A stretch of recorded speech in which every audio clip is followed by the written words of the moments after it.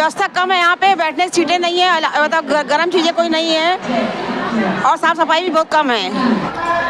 कुछ है ही नहीं यहाँ, ना हालात, ना तापने के लिए, ना बैठने के लिए, ना उठने के लिए। लेकिन ये तो जनता के लिए सोचना चाहिए।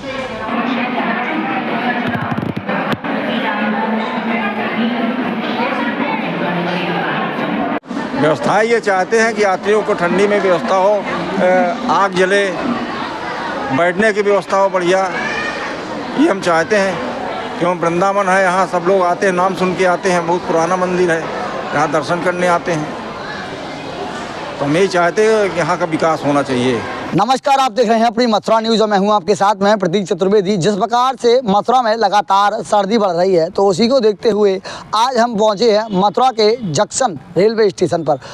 जिस प्रकार से मथुरा में लगातार सर्दी बढ़ रही है, तो उसको देखते हुए आज हम मथुरा जंक्शन पर आ पहुंचे हैं और जिस प्रकार से मथुरा जंक्शन की व्यवस्थाएँ दिखाई दी, उसके संबंध में यात्रियों ने कहा कि यहाँ व्यवस्थाएँ छोड़ो, अव्यवस्थाएँ ज़्यादा हैं। वहीं उनके द्वारा यहाँ की जो सांसद हैं, उनसे कहा गया कि जिस प्रकार से वह यहाँ पर विशेष ध्यान रखती हैं और यहाँ उनका आकर्षण रहता है, वहीं यहाँ की व्यवस्थाएं अगर बात की जाए तो यहाँ कोई व्यवस्था नहीं है।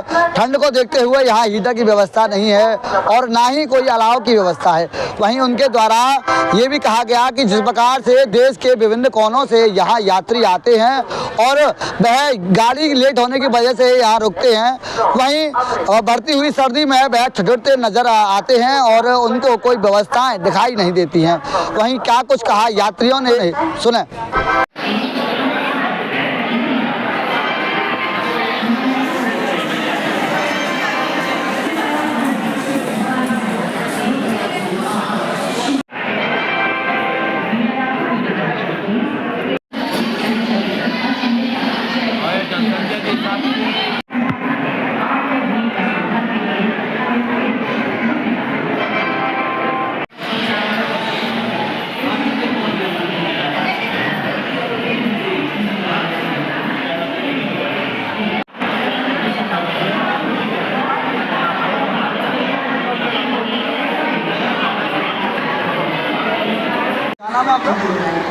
मेरा नाम शिव गणेश गुप्ता, कहाँ से हैं?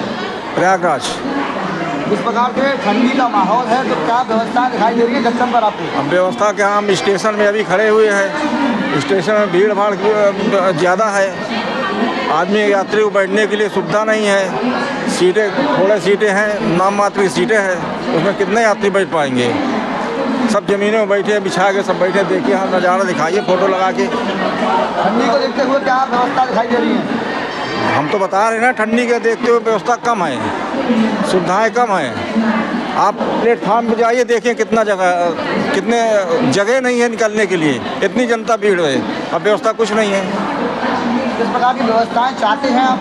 व्यवस्थाएं ये चाहते हैं कि यात्रियों को ठंडी में व्यवस्था हो, आग जले, बैठने की व्यवस्था हो बढ़िया, ये हम चाहते हैं। क्यों वृंदावन है, यहाँ सब लोग आते हैं, नाम सुन के आते हैं, बहुत पुराना मंदिर है, यहाँ दर्शन करने आते हैं। तो हम यही चाहते हैं कि यहाँ का विकास होना चाहिए।